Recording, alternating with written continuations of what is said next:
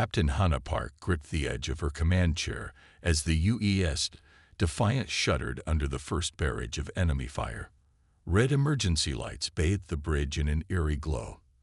The ship's powerful shields held, but the readings on her display showed they wouldn't last forever against 6 hegemony warships.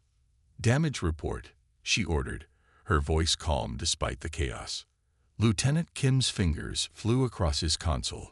Shields at 92%. No hull breaches. All systems operational. Captain. Hannah nodded, her mind racing through possibilities. The diplomatic mission had gone wrong in every possible way. The Earth vessel sent ahead to establish peaceful contact was now nothing but floating debris, and instead of welcoming humanity to the galactic community, the hegemony had declared them unfit to join their ranks. "Tactical display," she commanded. The main view screen shifted to show the positions of the 6 enemy vessels. They were arranged in a perfect hexagon formation around the Defiant, their weapons charging for another volley.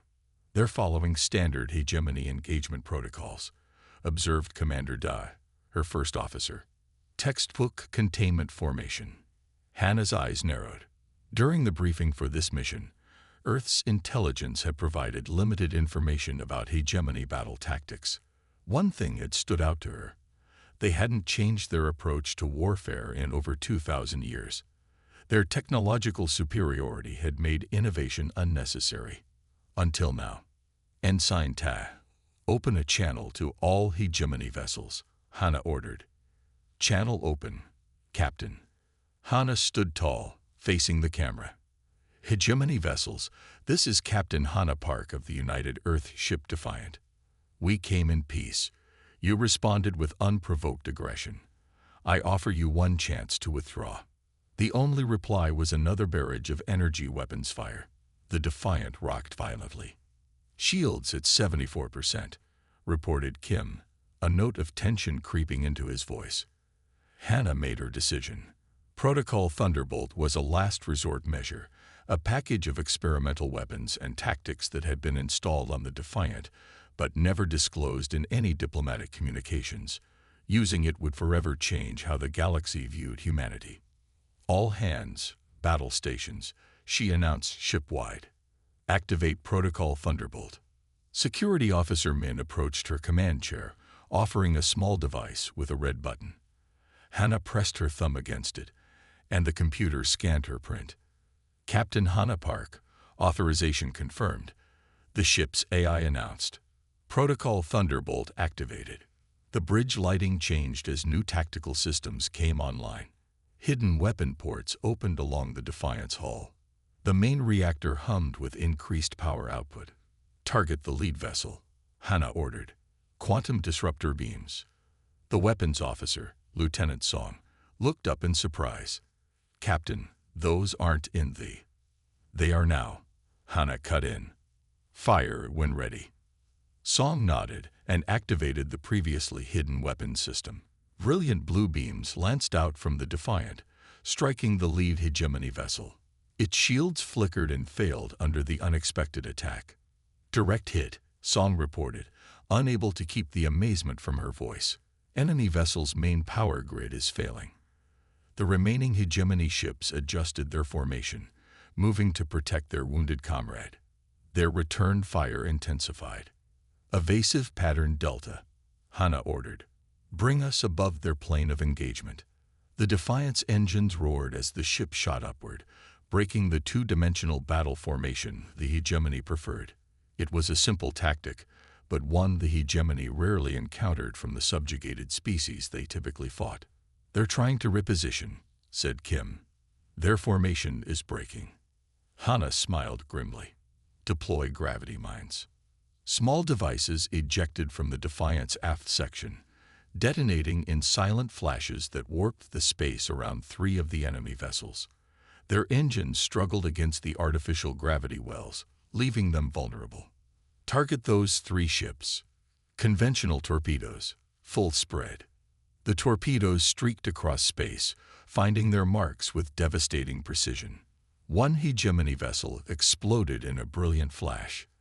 The other 2 listed badly, their engines dark. The remaining 3 enemy ships began to retreat, firing wildly as they attempted to clear the engagement zone. "They're running," Commander Day said in disbelief. Hana wasn't finished. "Pursuit course. Target their engines only." The Defiant surged forward, its superior maneuverability becoming clear as it easily caught up to the fleeing vessels. Precise shots disabled their propulsion systems without destroying the ships. Within minutes, all 6 hegemony vessels were either destroyed or disabled. The bridge crew of the Defiant sat in stunned silence. "Open a channel to the disabled hegemony ships," Hana ordered. Elder Voss appeared on screen again, his 4 eyes wide with shock and fear. "Impossible," he sputtered. "No single ship could defeat a hegemony battle group." "Yet here we are," Hana replied coolly. "Humanity came seeking peace. Remember that when you report this encounter to your council." She signaled for the communication to end, then turned to her crew. Their faces showed a mixture of pride, relief, and concern. "Captain," Commander Day said quietly, "the hegemony controls most of known space. They won't take this defeat lightly." "I know," Hana replied, "which is why we need to act quickly." She turned to Communications Officer Jin. "Send everything we have on this encounter back to Earth. Include all sensor data on hegemony weapon capabilities." As the crew carried out her orders, Hana walked to the view screen, watching the disabled enemy ships drift against the backdrop of stars. Today, 1 human warship had done the impossible. Tomorrow, the entire galaxy would know that humanity would not be easily conquered. "Set course for the Arcturus system," she ordered. "Intelligence suggests there are species there who resist hegemony rule. They may become valuable allies in what's coming." As the Defiant's engines powered up, Hana knew that the universe had changed forever. Humanity had arrived on the galactic stage, not as supplicants seeking admission, but as warriors demanding respect. And respect, as humans had learned throughout their violent history, often began with fear. The Defiant spun through space, engines burning hot, as it executed a tight turn no ship its size should manage. Captain Hana Park felt the inertial dampeners struggle to compensate. Her crew braced against their stations as the ship shuddered under enemy fire. "Shields holding at 64%, Captain," reported Commander Day, his fingers moving rapidly across tactical displays. Sweat beaded on his forehead despite the bridge's cool temperature. Hana watched the battle unfold on the main view screen. The hegemony had sent reinforcements. 8 more warships had joined the fight against the lone human vessel, but 2 of their cruisers were already adrift, their engines disabled by the Defiant's first strike. "They're regrouping," Lieutenant Song called from her station, her voice steady despite the chaos. "Standard formation Delta." Hana allowed herself a small, grim smile. Exactly as expected. Military doctrine unchanged for 3,000 years makes for predictable enemies.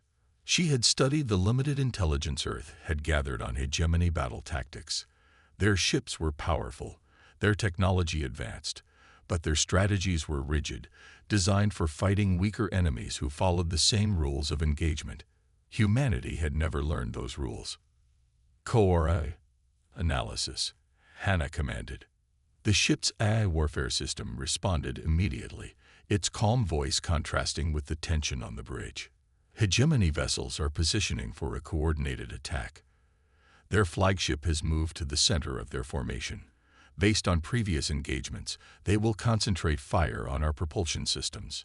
Recommendations: executing maneuver pattern Sigma-7 offers optimal counterattack window." Core replied. "Warning: this approach violates hegemony tactical assumptions. Probability of success: 72%. "Good enough," Hana said. "Helm, execute Sigma-7." The Defiant suddenly plunged directly toward the heart of the enemy formation. Every tactical manual in the hegemony would have classified this as a suicide run. No sane commander would drive their sole ship straight into concentrated enemy fire. "They're hesitating," observed Commander Da. "Their firing pattern is breaking down." Hana nodded. The hegemony didn't know how to respond to an enemy that didn't follow the established rules of space combat. Their momentary confusion was all she needed. Weapons status. Quantum torpedoes armed and locked on the flagship. Song reported. Full spread. Hannah ordered without hesitation. The Defiant released its most powerful weapons. The torpedoes streaked through space, passing through the gaps in the enemy formation created by their confusion. The Hegemony flagship tried to raise its shields, but they were improperly aligned after the sudden shift in tactics. The torpedoes struck home. For a moment, nothing happened. Then the flagship's hull cracked open like an egg, spilling light into the darkness. The massive vessel broke apart, its reactor core breaching in a blinding flash that temporarily overwhelmed the Defiant's view screen filters. When the light faded, the remaining enemy vessels were already breaking formation, turning to flee. "Should we pursue, Captain?" asked Dad, his finger hovering over the tactical controls. Hannah studied the display, watching the Hegemony ships retreat. "No," she replied thoughtfully. "They'll spread the word. And that's exactly what we need." "Captain," Communications Officer Jin called out, "we're receiving transmissions from the disabled Hegemony vessels. They're requesting assistance." Hannah rose from her command chair and straightened her uniform. "Open a channel." The main screen showed the bridge of one of the crippled Hegemony cruisers. 3 alien officers stared back with expressions Hannah interpreted as shocked despite their non-human features. "This is Sub-Commander Krell of the Hegemony Enforcement Division," the central figure announced. "We require immediate assistance or our crews will perish." "This is Captain Park of the UES Defiant. We will render aid under conditions." The aliens exchanged glances. "State your terms," Krell finally said. "First, you will transmit all data on Hegemony fleet movements in this sector. Second, you will provide access codes to your communication relays. Third, you will release any non-Hegemony prisoners aboard your vessels." "That is against protocol," Krell protested. Hannah's expression hardened. "Then we'll leave you to the void. Your choice." After a tense silence, Krell lowered his head. "We accept your terms." Hannah nodded. "Prepare to receive our engineering teams." As the transmission ended, the bridge crew looked at their captain with new respect. In less than an hour, she had defeated a Hegemony battle group and secured valuable intelligence. "Begin rescue operations," Hannah ordered. "Security teams will accompany all boarding parties. Medical, prepare for potential alien casualties." As the crew moved to carry out her orders, Commander Day approached her chair. "Captain, I've never seen anyone take on those odds and win," he said quietly. Hannah's eyes remained on the tactical display. The Hegemony has dominated space for millennia because no one challenged their assumptions. Their technology isn't vastly superior to ours. Their power comes from fear and tradition. "Do you think they'll retaliate?" "Without question," Hannah replied. "But not immediately. First, they'll try to understand what happened here. They'll analyze, debate, follow procedure." She turned to face her first officer. "That gives us time to find allies." "Allies, Captain?" Hannah's expression softened slightly. "We can't be the only species that chafes under Hegemony rule. There must be others who dream of freedom, but lack the spark to fight back." She gestured to the disabled enemy ships on the screen. "Today, we provided that spark." Throughout the next hours, the Defiant's crew worked to stabilize the damaged Hegemony vessels. In the process, they discovered something unexpected: holding cells containing members of 3 different alien species, not criminals, but political prisoners who had spoken against Hegemony rule. As the last of these prisoners was brought aboard the Defiant, a tall, elegant being with iridescent skin approached Captain Park on the hangar deck. "I am Lyro, voice of the Talari Resistance," the alien said in faltering English, learned from the ship's translation database. "For centuries, my people have waited for someone to challenge the Hegemony. We had almost lost hope." Hannah extended her hand in the human gesture of greeting. Perhaps hope is the most powerful weapon of all. As they shook hands, both knew that the impossible stand of one human warship had just changed the course of galactic history. The fight had only just begun. The grand chamber of the Hegemony Council glittered with precious metals and ancient symbols of power. For 3,000 years, this room had been the center of galactic authority. Today, it was filled with angry shouts and fear. On the massive central display, the recording played again. A single human warship, small by hegemony standards, twisted and turned through space. It fired strange weapons that cut through advanced shields. It moved in patterns no tactician had predicted. And most shocking of all, it won. "Impossible," shouted Councillor Mez, slamming his fist on the polished table. His scales flashed bright orange with rage. "How could primitives defeat our finest?" High Elder Voss sat silently at the head of the council table. His 4 eyes blinked in sequence as he watched the footage for the 12th time. The human ship, the Defiant, executed a maneuver that violated every principle of space combat. It should have been destroyed. Instead, it had reduced the Hegemony flagship to floating debris. "The humans should have been contained," said Councillor Trell, her voice low and dangerous. "Now they have humiliated us before the galaxy." "Worse," added Councillor Hez. "The recording is spreading. Our communication networks cannot block it fast enough. Already we have reports of unrest on 7 subjugated worlds." Voss finally spoke, his voice cutting through the chamber. "Where is the human ship now?" The military advisor, General Kaz, stepped forward reluctantly. We are not certain, High Elder. It disappeared from our tracking systems 3 days ago." "You lost it." Mez's scales turned almost red. "A single alien vessel.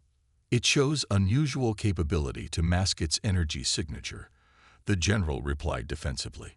"And it appears to be using non-standard jump points for faster-than-light travel." Voss closed his upper set of eyes, a sign of deep thought in his species.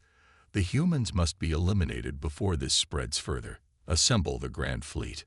"The entire Grand Fleet?" asked Trell, surprised. "For one ship." "For what that one ship represents," Voss replied coldly. "Hope." Aboard the UES Defiant, Captain Hannah Park sat at the head of a table in the ship's secure communication room. Across from her were 3 beings from 3 different species, all rescued from hegemony prison cells. Their physical forms were wildly different, but their eyes shared the same look, a mixture of hope and disbelief. "We've watched from the shadows for centuries," said Bin of the Talari, his iridescent skin shifting colors as he spoke. "His people were ancient, with technology that once rivaled the hegemony before their subjugation. Your ship has done what we thought impossible." "The hegemony maintains power through fear and tradition," replied Jiho, the Defiant's diplomatic officer. "Both were shattered today." Hannah studied the aliens carefully. Besides Bin, there was Mila of the Varani, a being whose crystalline body structure refracted the room's light into tiny rainbows. The third was Kodo, who resembled something like an upright feline with 6 limbs and spotted fur. "Tell me about your worlds," Hannah said simply. "Tell me how the hegemony controls them." For the next hour, the 3 representatives spoke of centuries of oppression. The hegemony didn't destroy conquered worlds, it absorbed them. It took their resources, conscripted their people, and slowly erased their cultures until they were just another part of the vast machine of empire. "My people invented the jump drive 2,000 years ago," Mila said, her voice creating musical tones as it passed through her crystalline form. "Now we are forbidden to study science beyond approved fields. We mine resources for hegemony ships we are not allowed to pilot." Kodo's tail twitched as he added, "My world provides soldiers for hegemony armies, but we may only serve in low ranks. Never as officers, never as planners." Hannah nodded, understanding forming. "They take your strengths but keep you weak enough to control." "Exactly," said Bin. "And any resistance is met with overwhelming force." Hannah tapped her fingers on the table, thinking, how many worlds might join us if given the chance? The aliens exchanged glances. "Dozens," Mila said, "perhaps hundreds, but they would need to believe victory is possible." "And they would need weapons," added Kodo. The hegemony strictly controls military technology. Hana smiled slightly. Earth has plenty of weapons, and after today, I think we can provide the belief too. On Earth, Defense Minister Lee stood before the Emergency Council, her uniform crisp despite having been awake for 36 hours. The room was filled with the highest officials of the human government, their faces grave as they watched the battle footage from the Defiant. The Defiant's data confirms it, Lee said, pointing to the analysis displays. The hegemony's technological edge is minimal. Their advantage was their unity and our isolation. Both have changed overnight. President Choi leaned forward. Are you certain of these findings, Minister? Absolutely, Lee replied. Their ships are only marginally more advanced than ours. Their weapons are powerful but predictable. What makes them dominant is their coordination and the fear they inspire. Captain Park proved they can be beaten. Admiral Han, the military chief, spoke up. But we have only 11 warships of the Defiance class. The intelligence suggests the hegemony has thousands. True, Lee acknowledged. But the Defiant also sent this. She activated another display showing star maps with highlighted systems.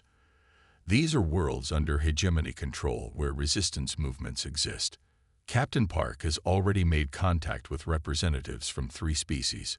They're ready to fight if we can provide support. The room fell silent as the implications sank in. Humanity had prepared for first contact for decades, hoping for peaceful integration into the galactic community. Instead, they had stumbled into a tyrannical empire, and somehow found themselves as the spark for revolution. This is not what we planned, President Choi said quietly. We wanted trade, cultural exchange, scientific cooperation. The hegemony made that choice impossible when they destroyed our diplomatic vessel, Lee reminded her. Now we must decide. Do we fight, or do we surrender to their containment? The council debated for hours. Some argued for immediate military buildup. Others suggested trying to re-establish diplomatic channels. A few even proposed isolation, hiding Earth and its colonies from further hegemony attention. As the meeting concluded, a priority message arrived from Captain Park. Allies found. Resistance forming. Defiant will serve as flagship. President Choi read the message aloud, then looked around the room. It seems Captain Park has already made her decision. And the hegemony has surely made theirs, added Admiral Han. They won't let this challenge go unanswered. President Choi stood, her decision made. Then neither will we. Authorize full military preparation. Activate all reserve warships. And send word to Captain Park. Earth stands with the Defiant. As officials rushed to carry out orders, Lee remained behind, looking at the star map with its scattered points of potential alliance. One ship, one battle had changed the course of history. Now the real work would begin. The hangar bay of the abandoned mining station had been transformed into a training ground. 20 Teleri soldiers moved across the floor in careful formation, their iridescent skin shifting between blue and green as they practiced. They carried modified human weapons, adapted for their 3-fingered hands. Again, shouted Trainer Jun, watching with critical eyes. Your left flank is still too slow. The hegemony will exploit that weakness. The Teleri soldiers reset their positions and began the maneuver once more. Jun nodded with satisfaction as they executed the flanking movement more smoothly this time. Better, he said. Remember, the hegemony expects you to attack head-on. That's how they've trained all subject species to fight for 3,000 years. They don't expect you to think for yourselves. Bin, the Teleri leader, stood beside June. My people were artists and scholars before the hegemony came. We've had the knowledge of combat systematically removed from our culture over centuries. Jun placed a hand on Bin's shoulder. And now you're taking it back. 3 months had passed since the Defiant's historic stand against the hegemony forces. What had begun as a single act of defiance had blossomed into a full rebellion. The human warship had traveled from system to system, making contact with oppressed species and gathering allies. The station they now occupied orbited a dead moon in a forgotten star system. Once a hegemony mining operation, it had been abandoned decades ago when the valuable minerals ran out. Now it served as the rebellion's main base, hidden, defensible, and equipped with working communication arrays. In another section of the station, Chief Engineer Sung worked alongside Verini technicians. Their crystalline bodies sparkled under the workshop lights as they carefully merged human and alien technologies. "The power coupling needs to be adjusted," Sung said, pointing to a connection point. "Your crystal matrices generate energy differently than our systems expect." Mila, the Verini representative, made a musical sound of understanding. "We can modify the resonance frequency.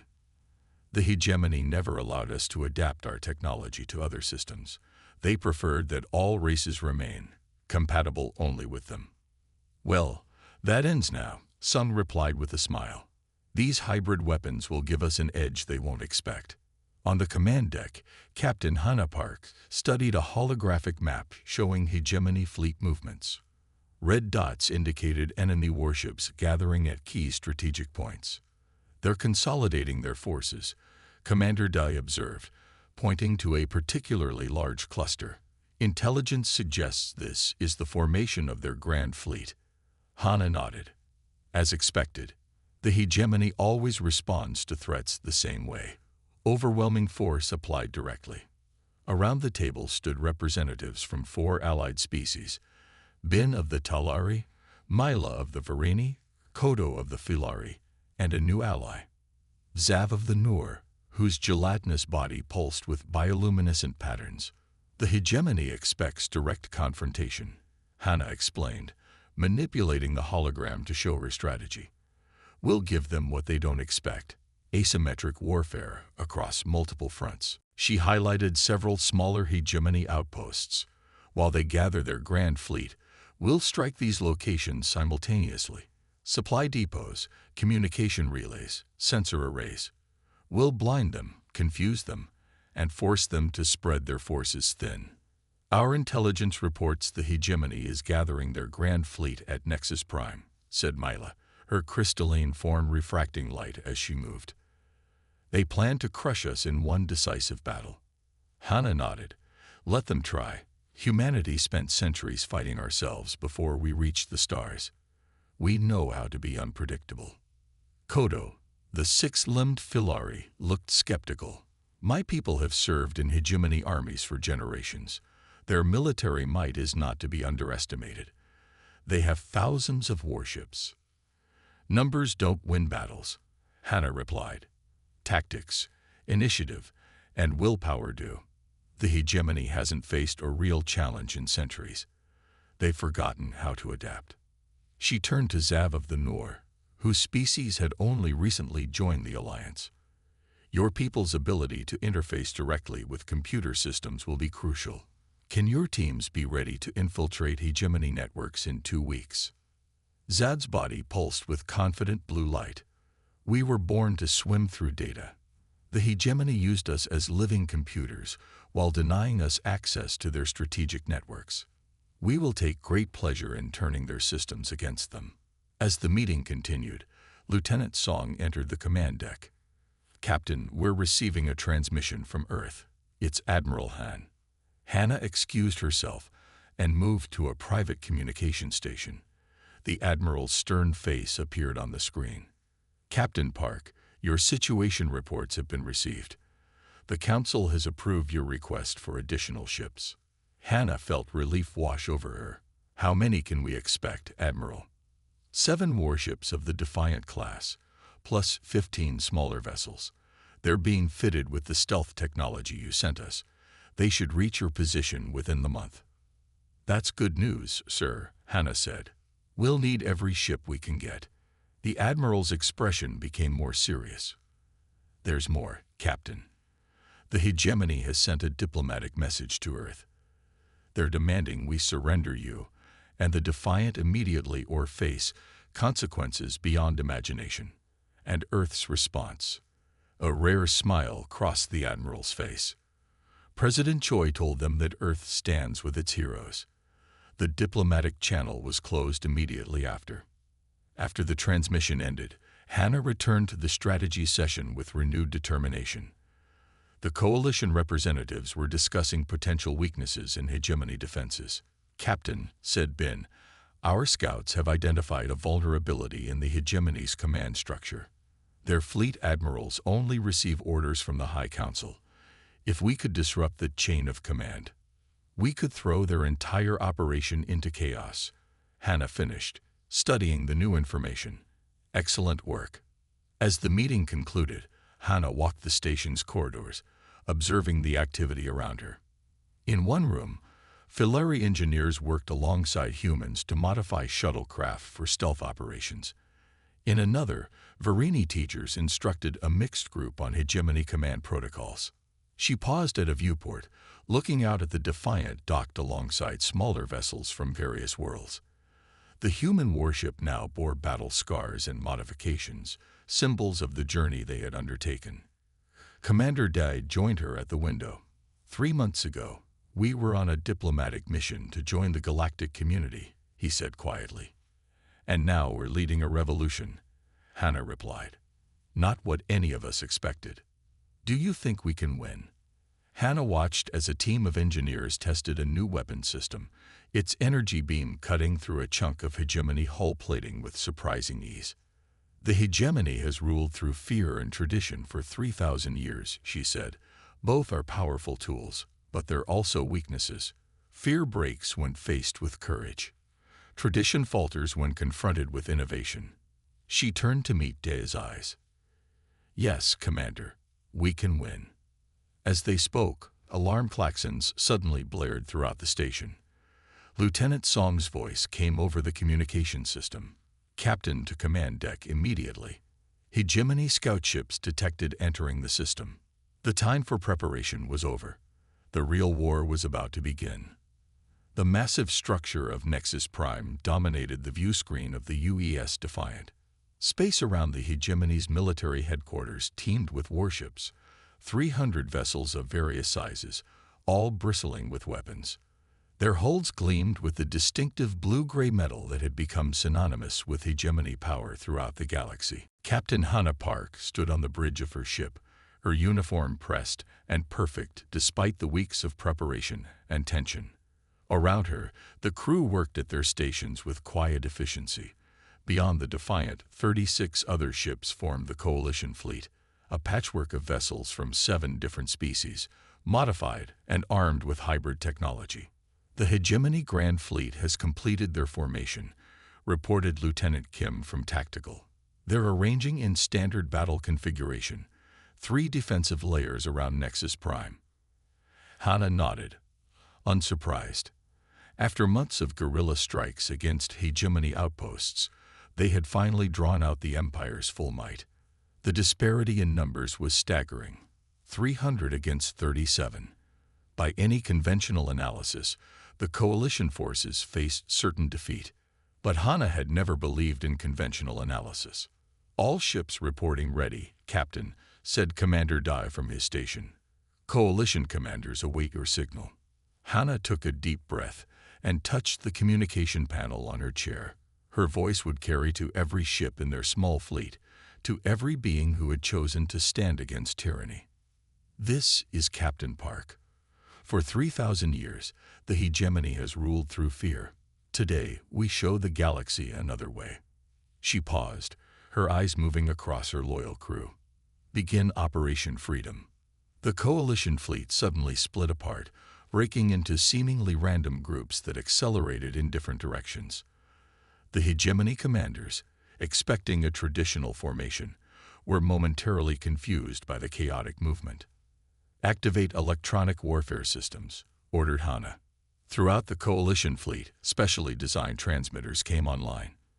These devices, created by combining human technology with Verini crystal matrices, flooded hegemony communication channels with overwhelming signals. On enemy ships, targeting arrays displayed false readings, communication panels erupted with static, and navigation systems showed phantom obstacles. The Defiant led a group of 7 ships in a sharp arc below the main plane of battle. As they passed beneath the enemy fleet, they launched specialized torpedoes, not at the hegemony vessels, but at the space between them. The weapons detonated, creating localized gravity distortions that pulled enemy ships out of formation. On the main view screen, Hannah watched as the perfect hegemony formation began to dissolve into chaos. Ships collided as their navigation systems failed. Others fired at empty space where their sensors falsely indicated coalition vessels. "First wave of fighters away," reported Lieutenant Song. "Newer data infiltration teams have breached the outer firewall of Nexus Prime." Hannah nodded. Small, stealthy craft carrying Noor specialists were heading for the hegemony command station. Once aboard, their unique ability to interface directly with computer systems would be invaluable. For 20 minutes, the battle unfolded like a complex dance. The coalition forces never remained in one place long enough for the hegemony's superior numbers to concentrate fire. They struck from unexpected angles, used the hegemony's own ships as shields, and employed weapons that bypassed traditional defenses. But the hegemony commanders were not fools. Slowly, they began to adapt. "They're switching to manual targeting," warned Commander Dai, as the hegemony forces began to coordinate an effective response. "And they've isolated their command channels from our interference." Hannah had expected this. The hegemony's advantage had always been their rigid hierarchy and discipline. Without electronic coordination, they fell back on training and direct visual contact. "Casualties reported on the Talari vessel Dawn Seeker," reported Kim. "3 coalition ships have taken heavy damage." It was time for the final gambit. Hannah straightened in her chair. "Signal all ships. Execute final phase." The coalition fleet suddenly regrouped, forming a tight wedge formation with the Defiant at its point. Then, as one, they accelerated directly toward the heart of the enemy fleet. The hegemony commanders, seeing what appeared to be a desperate suicide run, concentrated their fire on the approaching ships. The Defiant shuddered as multiple energy beams struck its shields. "Shields at 42%, called Kim. "Hull breaches on decks 4 and 7. Emergency teams responding." "Maintain course," Hannah ordered calmly. "All power to forward shields." The Defiant drove straight toward the hegemony command ship, a massive vessel twice the size of any other in the enemy fleet. With each passing second, more weapons found their mark on the human ship. Consoles exploded on the bridge, and the lights flickered as power systems struggled. "Shields at 17%, Kim reported, his voice tight. "We can't take much more of this." But they were almost there. The massive bulk of the hegemony command ship filled the view screen. Its weapons continued to pound the Defiant, but the human vessel refused to fall. "Boarding teams ready," reported Lieutenant Song, her hand pressed to her earpiece. "Major Jin reports all units in position." "Now," Hannah said. The Defiant suddenly released 20 small objects from its underside. Too small to be targeted by the hegemony's weapons, these boarding pods shot toward the command ship's hull. Each carried a team of specially trained coalition soldiers. As the pods attached to the enemy vessel, the rest of the coalition fleet broke off their attack run, scattering in different directions to draw fire away from the Defiant and the boarding teams. Hannah switched her screen to show the feed from Major Jin's helmet camera. She watched as the boarding team cut through the hull of the hegemony ship and entered its corridors. The human Marines moved with precision, their weapons firing stunning bursts rather than lethal shots. "We're inside," came Jin's voice over the comm. "Proceeding to Central Command as planned." What followed was 45 minutes of tense waiting. The battle continued around them, but now it was a holding action, keeping the hegemony fleet occupied while the boarding team completed their mission. Finally, Jin's voice returned. "Captain, Central Command is secured. We have the High Council in custody. I repeat, the High Council is in custody." A cheer erupted on the Defiance bridge. Hannah allowed herself a small smile before opening a channel to the entire hegemony fleet. "Attention all hegemony vessels. Your High Council has been captured. Your command ship is under our control. Stand down immediately or witness the end of your leadership." For several long moments, nothing happened. Then, one by one, the hegemony ships powered down their weapons. 3,000 years of unquestioned rule had not prepared them for what to do when their sacred leaders were taken. 6 weeks later, representatives from 47 species gathered in the Great Hall of Nexus Prime, once the center of hegemony power, now repurposed as a meeting place for equals. The vast chamber hummed with dozens of languages as former enemies sat side by side. At the center of the hall stood the UES Defiant, brought inside through the massive hangar doors. The ship was scared but unbroken, its hull bearing the marks of the battle that had changed everything. It had become more than a vessel. It was a symbol. Captain Hannah Park stood on a platform near her ship, watching as species once subjugated by the hegemony signed the Galactic Charter of Freedom. The document established a new council where all worlds would have equal representation, mutual defense pacts, and guarantees of cultural sovereignty. Commander Day joined her on the platform. "The Talari delegation just finished signing," he said. "That makes it official.